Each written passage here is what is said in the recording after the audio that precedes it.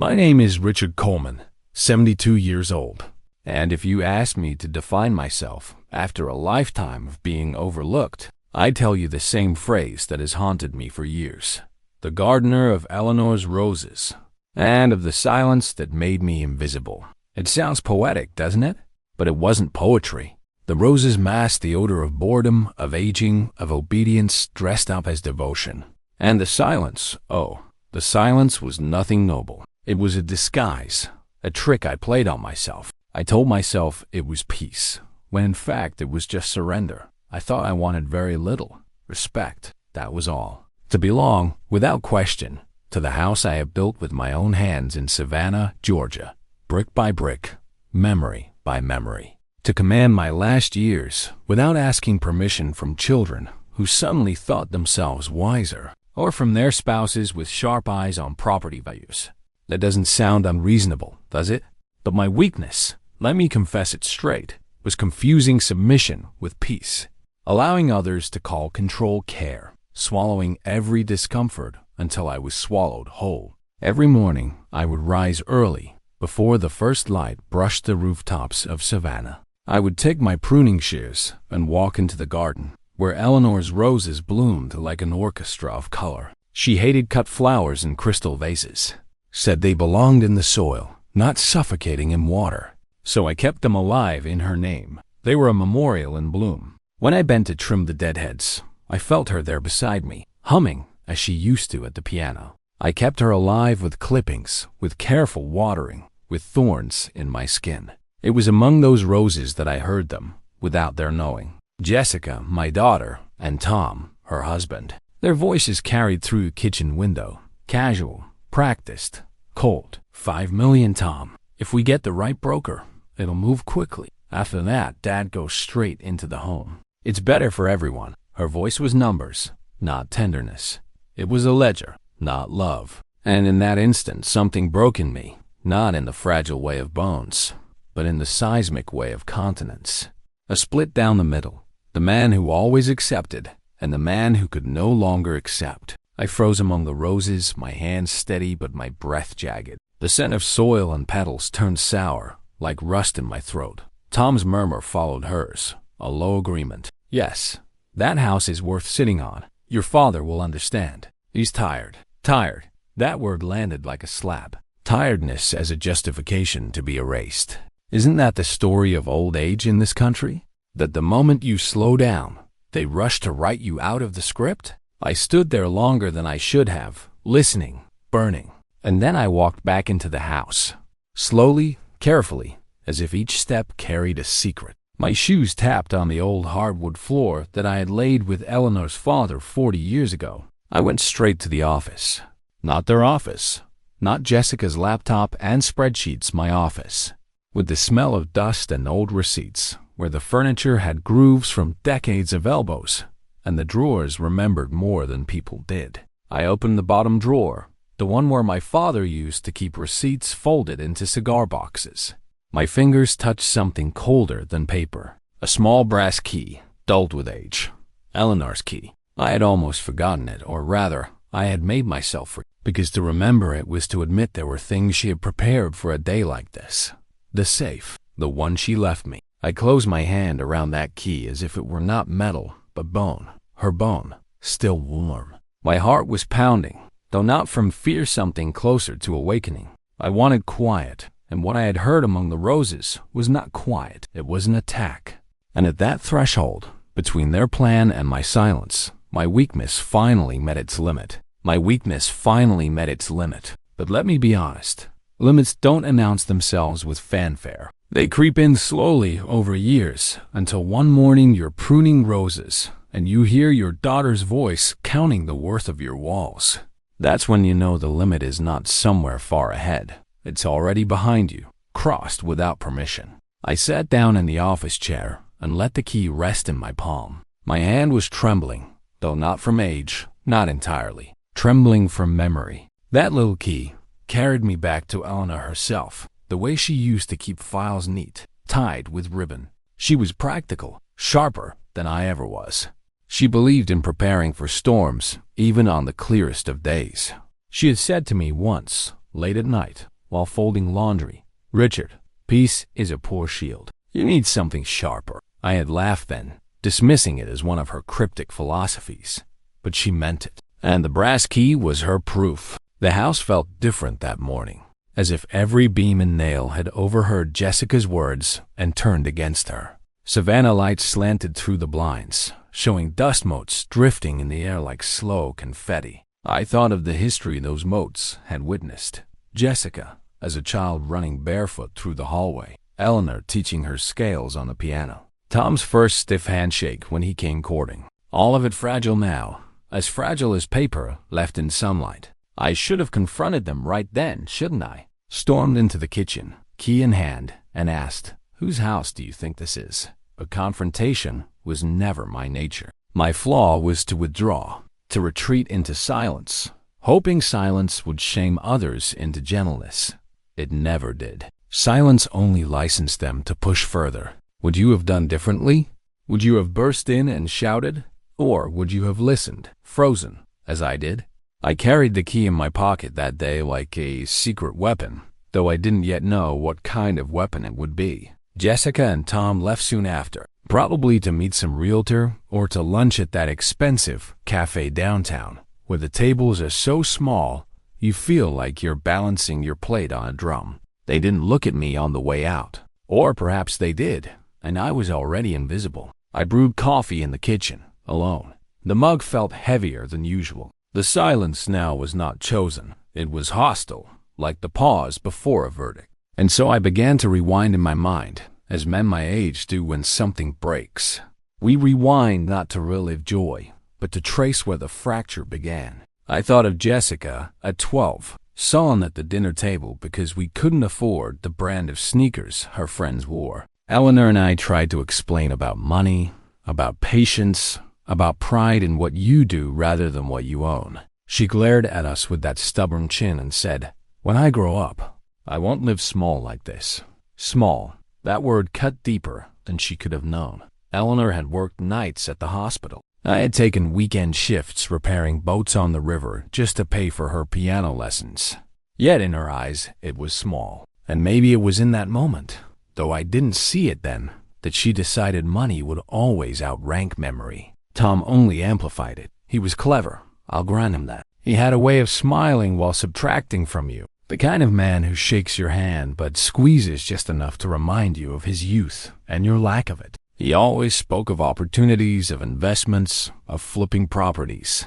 Never of roots, never of staying. He saw Savannah not as soil, but as stock. You may think I exaggerate, that old men twist memories into accusations. But I promise you, I remember clearly the first time Tom walked into our house after Eleanor's funeral. He looked not at the framed photographs or the worn armchairs. His eyes went straight to the crown molding, the hardwood, the lot size. He was already calculating, and I, foolish Richard, mistook silence for diplomacy. I let him? The truth? My submission was cowardice dressed as courtesy. I told myself, better to keep the peace, better not to alienate Jessica, better to accept small slights. And each time I did, the ground shrank beneath me until there was barely room left for my own voice. Now they wanted me gone entirely, not in words of cruelty, but in the practical tone of people discussing furniture disposal. $5 million for the house. One nursing home bed for the man who built it. Efficient. I could almost laugh at the neatness of it, if it weren't my life on the ledger. I leaned back in the chair, the key pressing against my thigh, and I felt Eleanor with me again.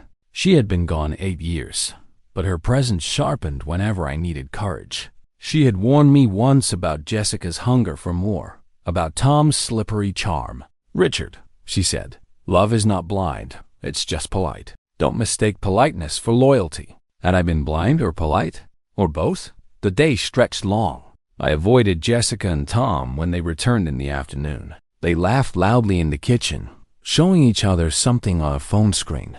I stayed in my office with the door half closed, watching the light change on the walls. Every creak of the floorboards felt like betrayal. At night, I lay awake. The house itself seemed restless, groaning in its beams, whispering through the vents. Houses remember, you know. They soak in every quarrel, every piano chord, every prayer muttered into pillows, and mine had soaked in too much. I thought, if Eleanor had left me this key, then she knew silence would one day fail me. She had trusted me to act when the time came. But could I? Could a man who spent decades choosing quiet suddenly find his voice? That question kept me awake until dawn. I walked into the bank the next morning, with my hands steady but my pulse racing. You have to picture it.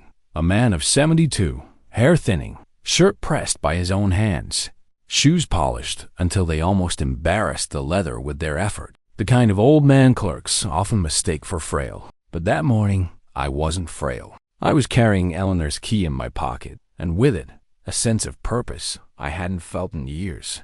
The bank lobby smelled of disinfectant and burnt coffee, that particular scent of sterility mixed with fatigue. A young woman behind the counter greeted me with the bright cheer of someone trained to be polite without listening. "Good morning, sir. How can we help you today?" "I need access to my safe deposit box," I said. My voice sounded firmer than I expected, as though Eleanor herself had spoken through me. She led me through the formalities: ID, signatures, the click of locks. And then she brought me to the vault, a corridor of metal doors that hummed with secrets. She left me there with a nod, the way doctors leave patients before a difficult diagnosis. My fingers trembled slightly as I slid the brass key into the lock. Not fear, anticipation. A moment suspended between past and future. The box slid out with a metallic sigh, heavier than I remembered. Inside, two things. The first was a letter, sealed in cream-colored paper, faintly carrying the scent of Eleanor's perfume, jasmine, and sandalwood, a fragrance that collapsed years into seconds. I closed my eyes and breathed her in. For a moment she was there, the tilt of her head, the way she touched my wrist when she wanted me to pay attention. The second was a blue binder, neat, labeled in her careful handwriting, Eleanor Coleman Family Trust. I opened the letter first. Her words were steady, deliberate. "Richard, if you are reading this, it means the day I feared has come. I loved you for your gentleness, but I never wanted it to be your undoing. This trust is my last gift to you. It protects what we built. More importantly, it gives you power to decide, not our children, not their spouses, not anyone else. If there is love and respect, let the house remain. If not, liquidate it, and let the funds go where they will honor our name." I chose the scholarship for music, because music never betrays. Her signature followed, elegant as always. Eleanor. I sat there on the small metal stool, the cold air of the vault brushing my neck, and I realized she had anticipated everything. She had known that silence, my old ally, would one day turn against me, and she had crafted not just a shield, but a sword. I opened the blue binder. The pages were orderly, tabs marked with sections: property, trust clauses, beneficiaries. And there, highlighted in her handwriting, the clause she had named dignity. It gave me, as trustee, absolute authority. I could decide whether there was respect. If not, the house would be sold not for Jessica and Tom's profit, but for Eleanor's chosen cause, the Eleanor Coleman Music Scholarship. Think about the brilliance of that. She had tied dignity to legacy. She had weaponized respect. My hand steadied completely as I read. This wasn't just paperwork. It was justice, carefully folded into legal language. A lifetime condensed into clauses, waiting for the right moment. I closed the binder and pressed it to my chest. In that cold vault, I felt warmer than I had in years. I walked out of the bank, not as a man being erased, but as a man holding erasure in his own hands. Outside, Savannah's streets shimmered with heat. The magnolias were blooming, heavy with scent, indifferent to human treachery. For the first time in decades, I dialed a number without hesitation. Evelyn Reed, the lawyer Eleanor had trusted. Evelyn had been at the funeral, standing discreetly in black, her presence quiet but certain. Eleanor had whispered to me once, "If ever you doubt, call Evelyn." The line clicked. A voice firm, measured. Evelyn Reed. "Evelyn, this is Richard Coleman. I've opened Eleanor's trust. I think it's time." There was no surprise in her pause, only recognition. "Mr. Coleman, I've been waiting for this call." "Waiting?" I asked.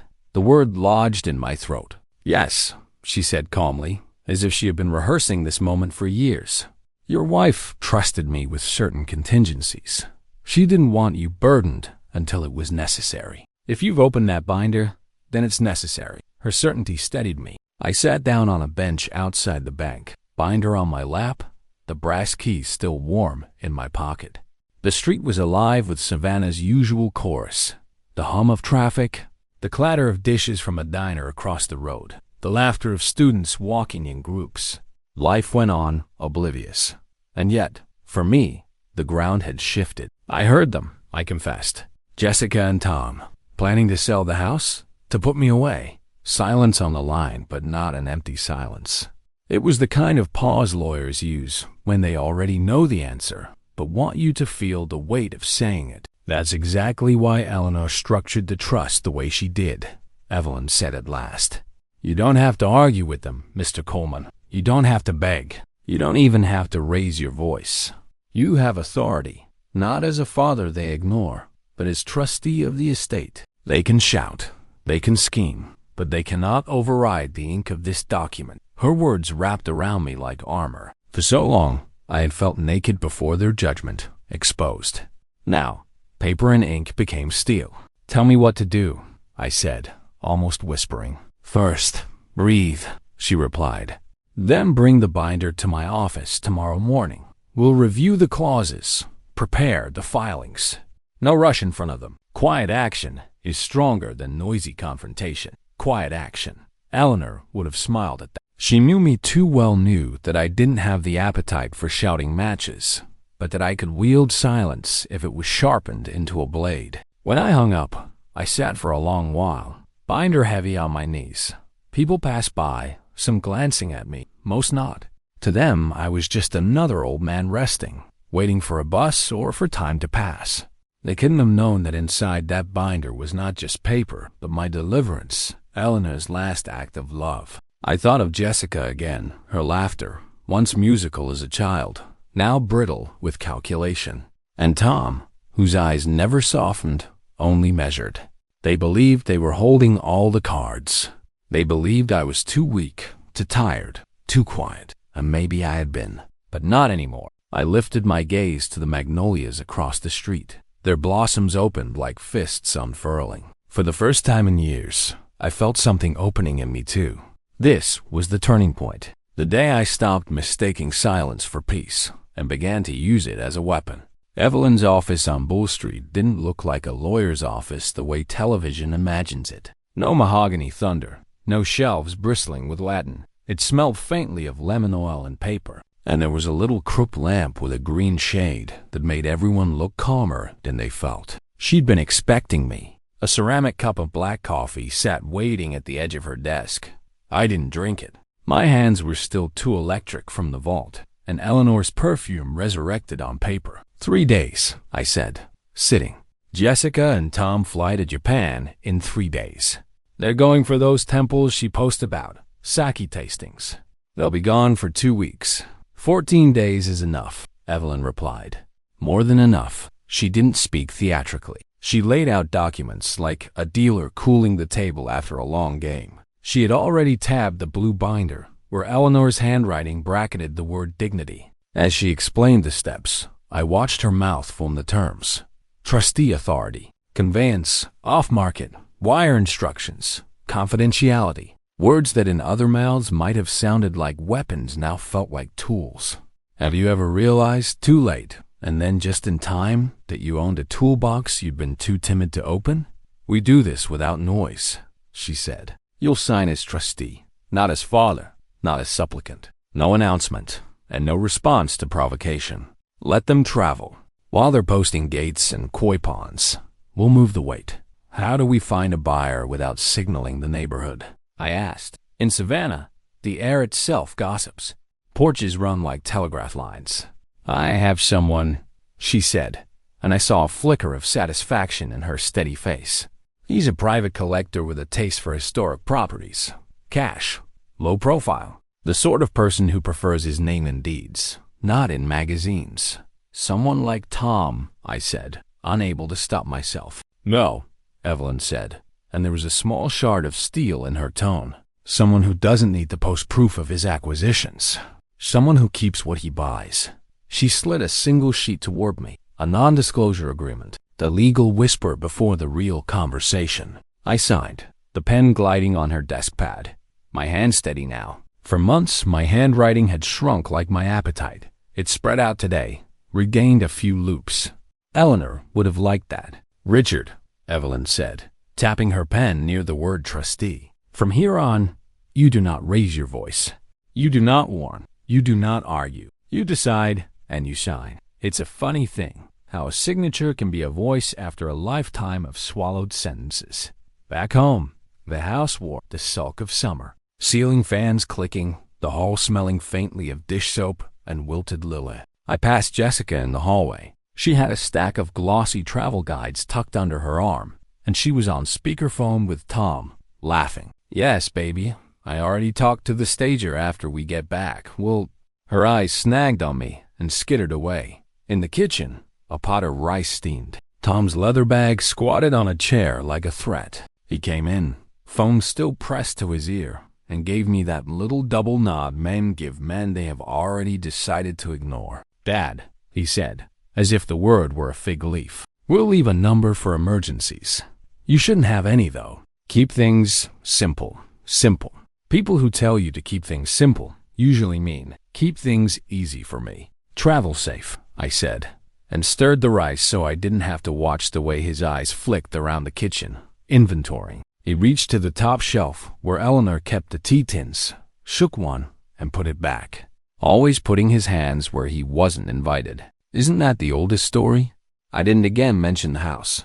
I didn't mention anything except that the garden needed watering and the mail needed stacking. He smiled like I'd agreed to my own erasure. Let him. That night, I took the blue binder to the dining room table, the scarred oak table where we had once celebrated Jessica's 6th birthday with a cake that leaned like a ship, and sorted the pages into neat rows. The page protectors whispered. The tabs shone like little lighthouses. I added a few things of my own, a list Eleanor had once made on hotel stationery. What matters? Music, time, bread still warm, the right to close one's own door.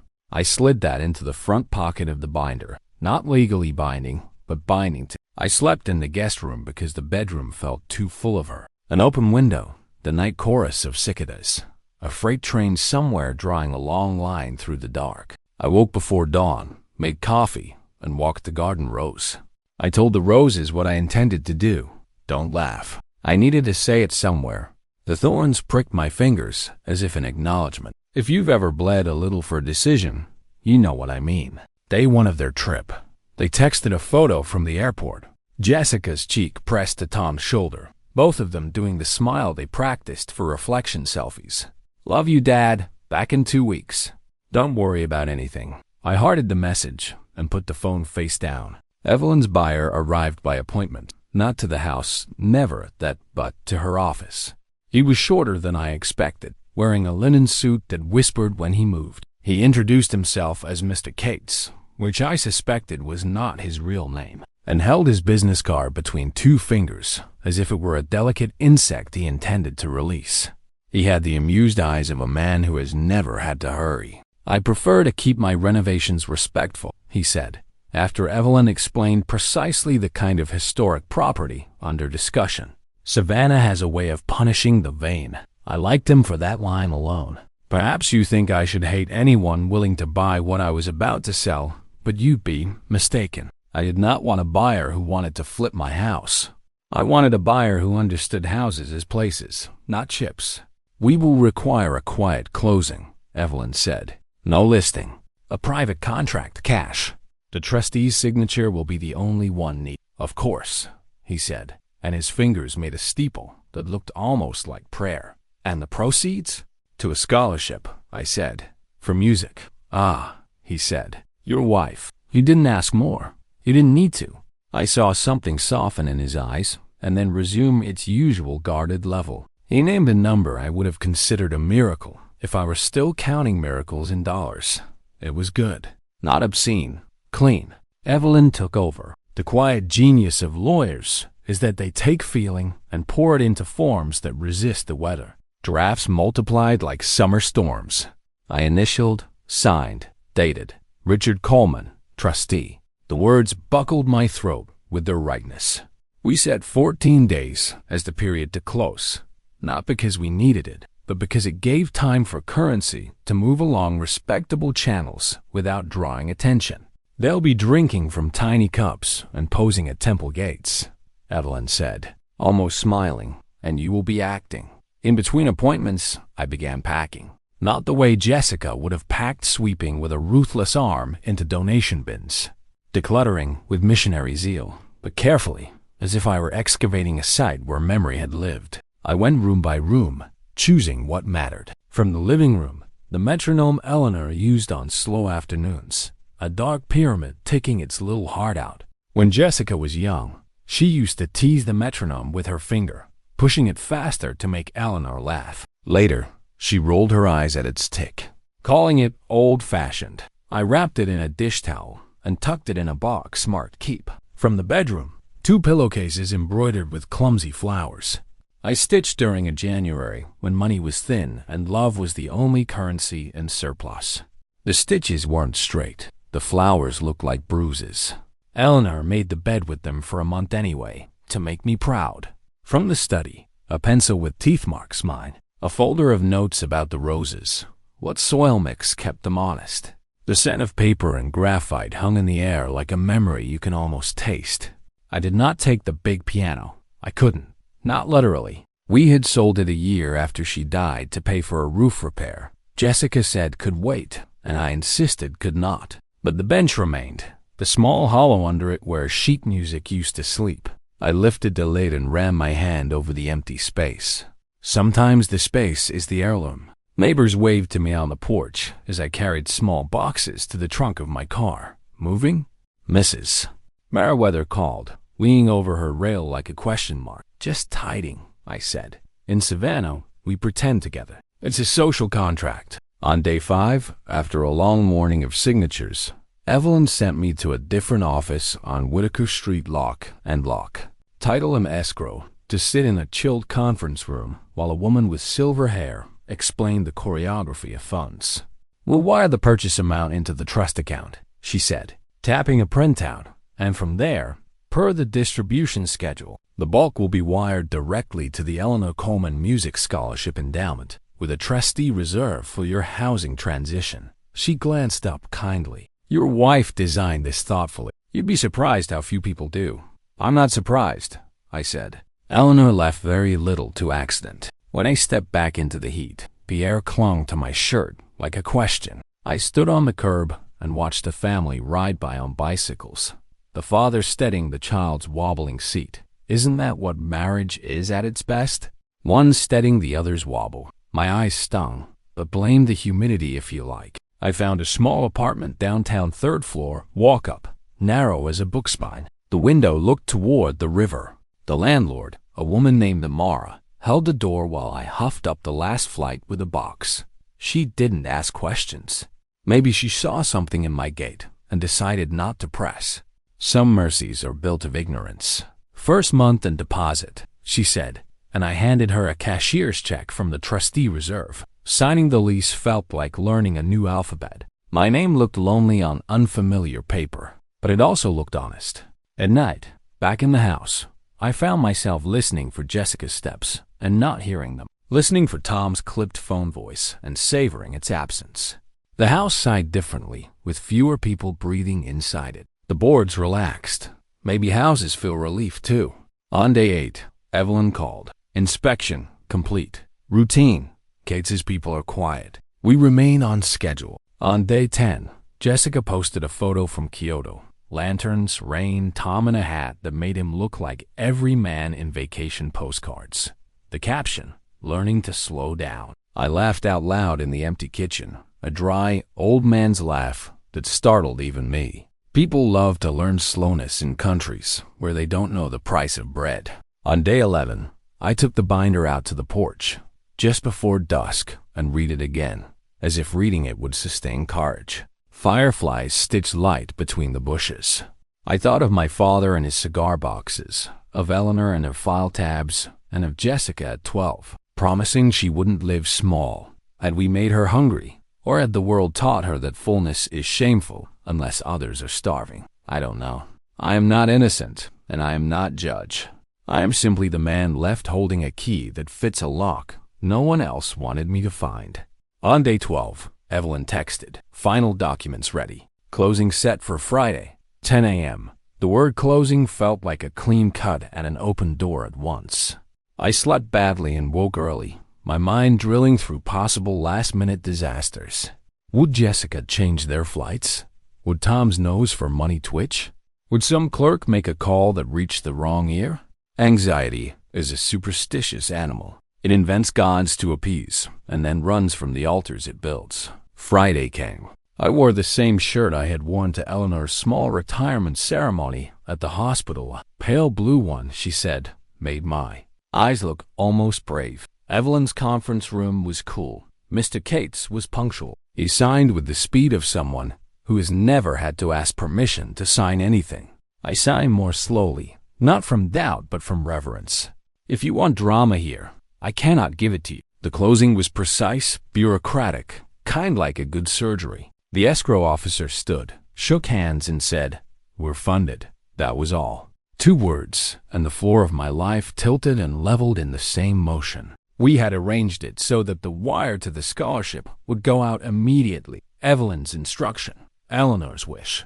She had chosen the Savannah Conservatory Foundation to administer the fund, specifying that each year it would support 3 students with grit and need, with preference for those who played piano or composed. Because music, her letter had said, keeps dignity when words fail. We walked out in the sun. Mr. Cates nodded at me, and for a heartbeat, I saw behind the linen suit to a boy who once loved a room the way I loved mine. He said, simply, "I'll keep her bones intact." It took me a second to understand he meant the house. I nodded back. The house bowed to me through its eaves in my mind, or maybe I was projecting. Either way, I accepted the vow. The locksmith arrived that afternoon, a man with forearms like bridge cables and a gentle way with screws.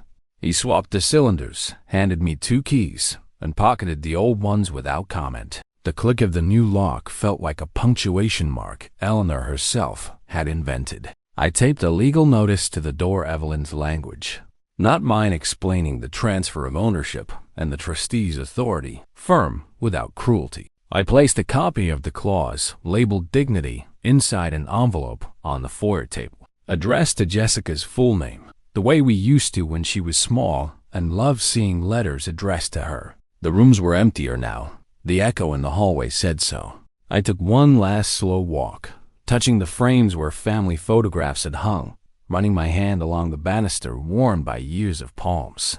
I stood in the doorway of the bedroom and whispered to Eleanor, "We did it." I don't know if the air moved in reply or if I only wanted it to. I locked up and felt nothing easy, nothing triumphant, only right. Back at the apartment, I placed the metronome on the narrow windowsill, wound it, and let it tick. Its patient beat filled the small room, steadying the ache in my chest. I imagined the first wire zipping through the invisible corridors of banks, the scholarship account blinking awake on a screen somewhere, someone's future quietly swelling a fraction.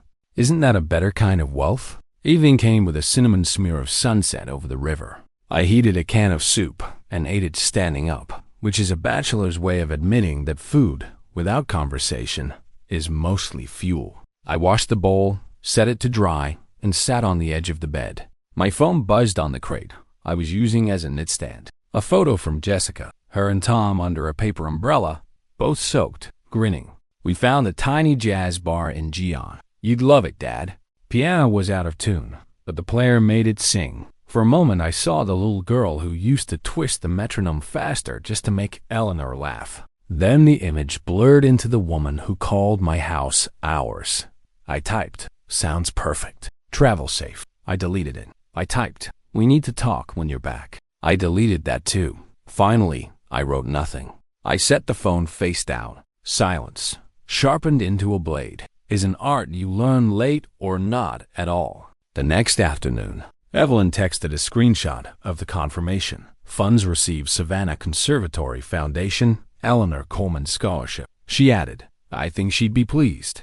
I didn't reply. I walked to Forsyth Park instead, sat on a bench, and watched a wedding party take photographs under the live oaks. The bride's dress caught leaves in its train. The groom dusted them off with a laugh. A child rushed the fountain and was pulled back by a grandmother with a grip like fate. The world rehearses joy with the same seriousness it rehearses sorrow. On day 14, their final night abroad, I returned to the house one last time to check the envelope on the foyer table. I stood at the threshold with the new key in my hand and the old one in my pocket, their weights dueling. The legal notice on the door was still taped, corners curling slightly from the humidity. I straightened it. "Be clear," Eleanor always said. Kind, but clear. I turned the lock. The bolt slid with an obedience that felt unfamiliar. The foyer smelled of linen cleaner and old wood. I placed the second set of keys on a small dish and looked up the staircase, expecting, absurdly, to see Jessica at the top of the landing, 14 again, hair in a messy ponytail, asking for an advance on her allowance. The banister looked back, too honest for ghosts. The phone vibrated in my pocket. A call, not a text. Jessica. The screen showed her face half lit by some far-off neon. I hesitated. Would you have answered? I did not. I let it ring. It stopped. It started again. I stepped onto the porch, the sky bruising into evening over Savannah, and watched a trolley rattle past with tourists pointing in every direction except the one that mattered. The phone rang a third time. I picked up, and before I could speak, Jessica's voice came through the static ocean and the long distance, bright with drink and something like triumph. "Dad," she said, too loud for courtesy. "Quick question. Tom's talking to a broker about listing our house the day we get back. Can you pull the old tax assessment from the study? It's in a blue folder." In the doorway behind me, the legal notice fluttered. In my palm, the new key warmed. The old key pressed into my thigh like a small bone. "Dad?" she said again. "Are you there?" I looked at the house, at the door, at the word dignity in my mind like a bell. I took a breath, the kind you take before a dive, and said, "Jessica, when you land, come straight to the house." "Why?" she asked, drunken cheers snagging on the hook of suspicion. "There's something you need to read," I said, and I hung up before she could hear my heart. The metronome at the apartment would be ticking still, keeping time for a music about to break into a different key. The plane touched down in Atlanta before noon. By the time Jessica and Tom drove into Savannah, the humidity was heavy as wet cloth. I was waiting not inside, not cowering behind curtains, but across the street, sitting on Mrs. Merriweather's porch swing. She knew enough not to ask questions. She pressed a glass of sweet tea into my hand and said, "You do what you need to do, Richard." Then she disappeared inside her house, leaving me with the swing creaking beneath my weight. They pulled up in Tom's leased BMW, travel worn but still smug. Jessica climbed out first, dragging a rolling suitcase over the curb. I could see the exhaustion in her face, the irritation of airports and customs, but also a glint anticipation, the glint of someone convinced a prize awaited. She reached for her key, turned it in the lock. It stopped dead. Confusion first, then annoyance. She jiggled, twisted, tried again. Tom stepped in, took the key, muttered something under his breath, tried the same. Nothing. The lock didn't budge. He straightened, jaw tight, eyes flicking toward the taped notice on the door. He peeled it off, scanned, his lips moving. Then he froze. Jessica's voice cracked. "What is this?"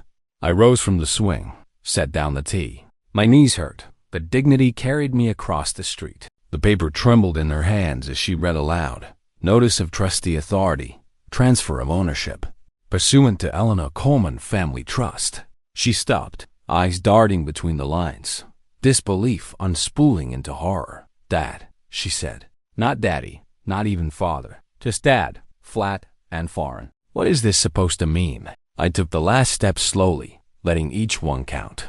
I wanted her to see the steadiness in my gait, to know this was not a mistake, not senility. I stopped a few feet from the porch and looked her in the eye. "It means," I said, "that the house is not yours to sell." "It never was." Tom stepped forward, bristling. "Now, wait just a—" I cut him off with a raised hand, something I had never done to him before. The gesture startled him more than any words might have. You wait. For once in your life, you wait. Jessica's face flushed. You can't just... This is... She thrust the notice toward me, as if I hadn't already read it 100 times.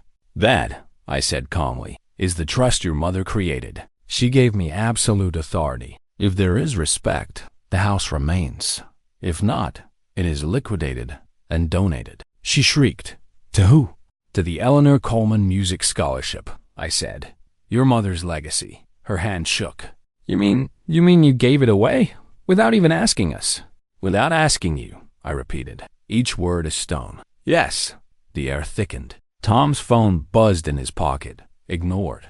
Jessica's suitcase toppled on its side. Forgotten. She looked at me the way one looks at a stranger who suddenly claims kinship. $5 million, Dad, she said, her voice cracking. Do you have any idea what that could mean for us? For our future? For your future, I corrected. Not mine. And certainly not your mother's. Her mouth opened, closed. For once, she had no quick retort. I pulled the envelope from my jacket and handed it to her. Inside was a copy of the clause Eleanor had marked dignity, along with the wire confirmation to the scholarship fund. My hands did not tremble as I passed it over. She tore it open, skimmed, then slowed, lips moving. When she reached the line about liquidation and donation, a sound escaped her throat, half sob, half laugh. She pressed the paper against her chest as though holding it could change the words. Tom muttered, "This is insane. We'll contest it." "Well, you won't," I said, my voice firmer than it had ever been in that house. "You won't because you can't. Every page is legal, signed, witnessed. Eleanor saw to it. The moment you showed contempt, the moment you spoke of selling what wasn't yours, the decision was already made." Jessica turned to me then, eyes wet, hair falling loose from its careful bun. For a heartbeat, I saw my little girl again, the one who used to play hide-and-seek among Eleanor's roses. She whispered, almost pleading, "Why would you do this to me?" I swallowed hard. The answer hurt to give, but truth always does. "Because you did it to me first." Silence fell, heavier than any shout. Even the cicadas outside seemed to pause. I stepped back, pulled my phone from my pocket. With a calm I barely recognized as my own, I sent her the email Evelyn had prepared. The trust clause, the wire confirmation, the closing documents. Within seconds her phone buzzed. She looked down, saw the proof, and I watched a last flicker of denial collapse. Her sobs came then, jagged, unsteady. Tom reached for her shoulder, but she shrugged him off. For the first time, he looked small beside her. I turned away, heart pounding like a drum in my chest. Over my shoulder, I said, "The house is no longer ours to fight over. It belongs to music now, to dignity, to your mother's values. That is final." And then I walked, not hurried, not triumphant, but steady, each step a farewell. Behind me, Jessica's crying filled the street. Ahead of me, the magnolias stood tall, indifferent, blooming. I did not sleep the night after the door refused my daughter. Sleep requires softness, and there was nothing soft left in me, only edges, only the bristle that follows a hard truth spoken aloud. I lay on the narrow bed in the apartment, like a man temporarily stored between lives. The metronome ticking on the windowsill, like a small heart that had agreed to keep beating on my behalf. When I finally rose, the window was a gray slate, and the river sounded like a long breath a city takes before deciding what kind of day it will be. If this is where I'm meant to be honest, and when else should a man be? Then let me say it plainly. I expected euphoria, some bright cinematic swell of violins inside my chest, a vindication parade down Bull Street. Instead I felt quiet, not the old silence I wore like camouflage, but a different quiet, the kind that follows a storm when the backyard is littered with branches, and you notice you can hear birds again because the world has been rinsed. Peace is never loud. It doesn't need to be. I made coffee in the dented kettle that came with the apartment, its whistle a thin, reedy note, nothing like the full-throated rush of Eleanor's old kettle. I drank standing up, looking at my own reflection in the window, my face layered over the slow, pewter river. The face looked older than yesterday. Age leaps in great bounds when you break a family story. Do you want to know the first thought that truly stuck? It wasn't, "I won."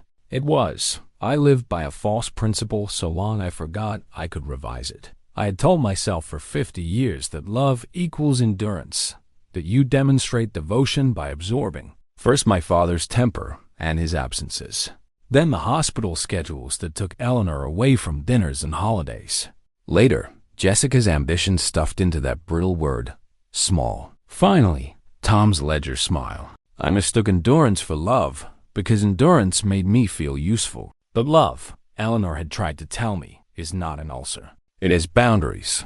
It speaks when spoken over. I set the cup down and reached for the blue binder. Yes, even in the apartment, I kept it close, the way a child clutches a talisman. I didn't open it to the clauses or signatures. I opened it to the sheet of hotel stationery I'd slid into the front pocket, the one with Eleanor's list in her tilt-right handwriting. What matters? Music, time, bread still warm, the right to close one's own door. That last line was the one that glowed now. The right to close one's own door. The trust hadn't just locked the house. It had unlatched me. I walked out in the morning. Downtown Savannah wakes like an old cat, slow stretch, careful step, then sudden grace. At the small bakery on the corner, I bought a loaf still singing. The woman behind the counter slid it into a brown bag and said, "Watch your fingers. It bites." I have always liked people who speak in weather. I carried the heap back to my apartment and broke the bread with my hands. Steam lifted, and for a moment there was church in the room. As I ate, I thought of Jessica as a baby, her mouth searching that wet, insistent hope. Of Eleanor's laugh, a laugh that rose up from her belly, not her throat, and the way it opened windows others had closed. Of Tom's first visit after Eleanor's funeral, his eyes traveling the crowd, molding with the unblinking appraisal of a jeweler. Nostalgia is a liar when it edits. Memory is kinder when it leaves the rot in. And then the thought that made me set the bread down and stare at my palms. I had not been abandoned. I had been released. The word came into my head like a key sliding into its proper lock. Released from management, from the vigilance of anticipating other people's need and mistaking it for my duty. Released from being the polite father who says yes to his own erasure because he wants to be invited to brunch. You might say that it's too convenient rebranding estrangement as liberation. I hear your skepticism. Yet answer me honestly. If your child asked for your home as if it were a stool in a bar, something you could stand up from while they pulled it away, what word would you use? When love loses its manners, it becomes appetite. Appetite will always tell you that you are selfish for not being devoured. I wiped my fingers, took the small brass key from my pocket. The old key, the one that no longer commanded anything. It had indentations where my thumb had worried it all week.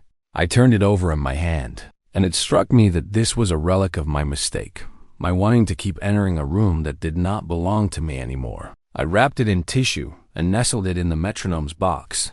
Let one relic hold another. Let time keep time. Near noon, I walked to Forsyth Park.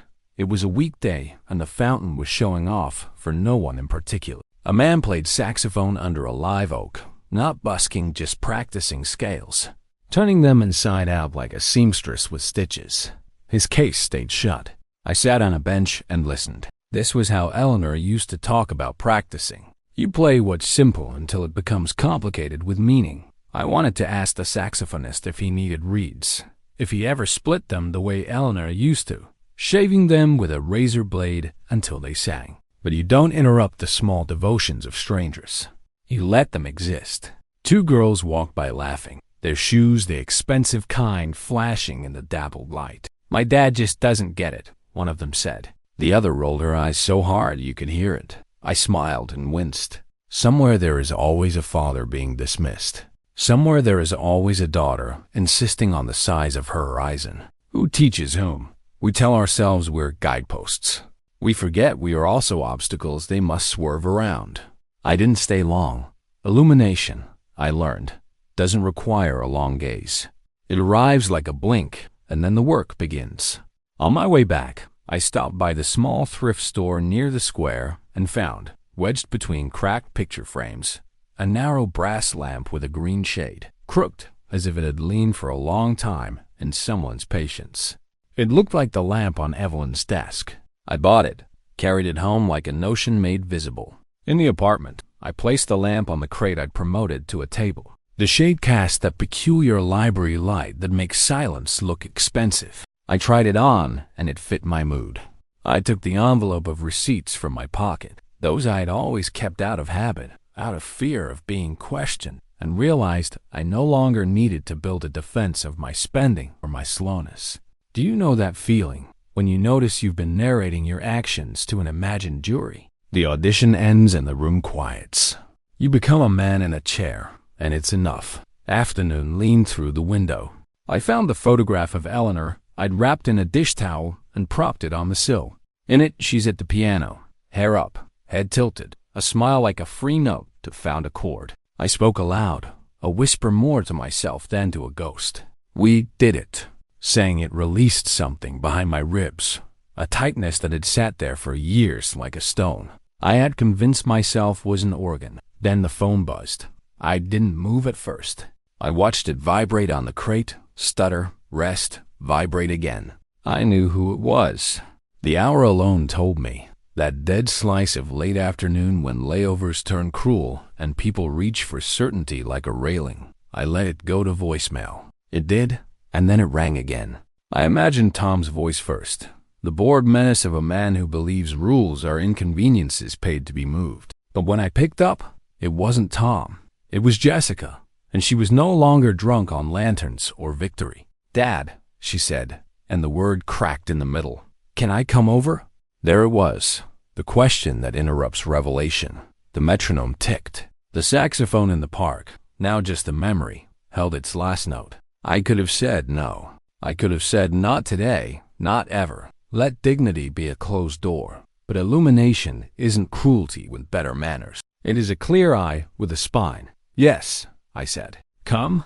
I expected Tom to attend like a shadow. He didn't. She arrived alone, hair pulled back in a workmanlike ponytail that aged her 10 years.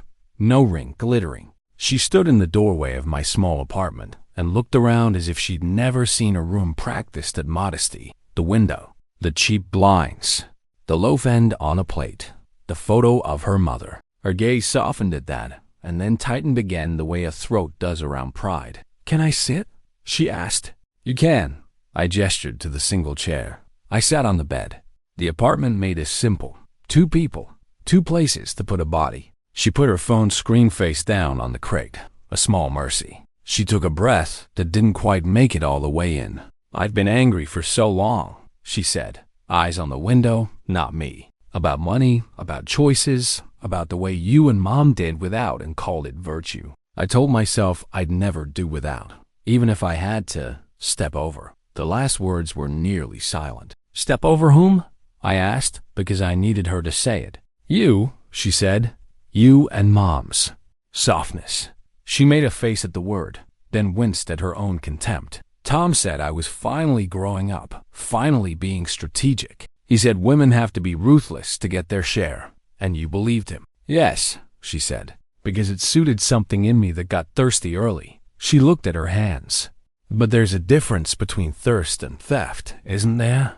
She didn't wait for me to answer. At the door today, I heard myself. I heard how I sounded, like someone narrating a robbery and calling it a remodel. We sat in that for a while. Illumination can be a hard light. You have to look away and then back in increments, or you'll scorch your sight. Finally, she said, "I hate you a little for what you did." Then, before I could flinch, and I hate myself more for making it necessary, there it was. Not apology. Not yet. But truth trying on its shoes. "I did not do it to hurt you," I said. "I did it to tell a story about your mother that money could not correct." I tapped a photo on the sill. She understood something I never learned until too late. "And what's that?" Her tone was not mocking. It was a child's stripped of bravado. "That piece isn't quiet," I said. "It's respect. We let that sit between us like a bowl of water in which you can suddenly see the room reflected. Is there anything left?" she asked at last. "From the sale? For me to live?" I said. "For me to choose a door and close it when I need to. The rest went where your mother wanted it to go. Into a future that, if I'm lucky, will never learn my name." She nodded, swallowed. "Tom wants to sue," she said. "He's pacing like a banker in a movie. He says he knows a judge." "Tom knows many things," I said. But he doesn't know your mother, I didn't add. And he does not know me anymore, either. She stood, sat again, hands on her knees like a runner, not yet ready to rise. I might leave him, she said in a voice that startled even herself. Not because of this, well, partly because of this, but because I don't like the person I am when I stand next to him. I could have leapt at that. I could have turned it into triumph, into a point scored in a tally only I kept. But illumination has no use for victory poses. I said only, leave anyone who uses your hunger to hollow you out. She looked at me, then the long look people give the elderly when they realize, against their training, that the elderly are not archives, but mirrors. Tears gathered, disciplined themselves, hovered. I don't know if I can forgive you, she said. I know, I replied. I don't know if I can forgive you. We both breathed, a startled laugh chasing the truth. But I know what we can do. What? Stop lying, I said. Stop calling control care, calling appetite love, calling erasure inheritance. Stop naming theft strategy. If we can't forgive, we can at least be accurate. She nodded. The metronome ticked. The little lamp with the green shade pulled us in companionable light, as if we were patrons in a quiet bar where people tell the truth because the music is too soft to drown it. She stood for real this time. Can I hug you? She asked. The question wobbled and then stood, determined. I opened my arms. Her body felt both familiar and foreign, the weight of a child I once carried, the edge of a woman trying not to cut herself on what she's done. She cried into my shoulder, carefully, as if refusing to drown me. When she pulled away, I handed her something I had prepared without admitting it to myself. A photocopy of Eleanor's letter, not the legal pages, but the page where she wrote, if there is love and respect, let the house remain. If not, liquidate it and let the funds go where they will honor our name. I watched Jessica read her mother's hand. When she reached the last sentence, music never betrays. She pressed the paper to her chest the way she had pressed the legal notice earlier, but this time there was no fury in the gesture, only ache. I have to go, she whispered. I don't know where yet, but not home. You'll find a door, I said. Close it when you need to. We both smiled at that, small and sad. At the threshold, she turned. Dad. The word came easier now, softer. If the scholarship has a ceremony, if they let donors attend, do you want to go? Together? For a second, I saw us standing at some future podium, the names of children we did not raise rising like notes. Eleanor would not want applause. She would want listening. Yes, I said, if they'll have us.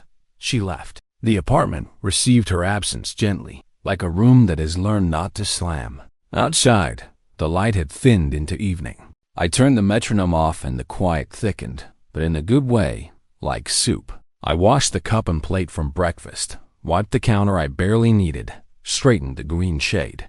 I took the old key from the metronome's box, wrapped again, and placed it in the bottom drawer of the narrow dresser. Not a shrine, not a secret, just a place where retired tools rest.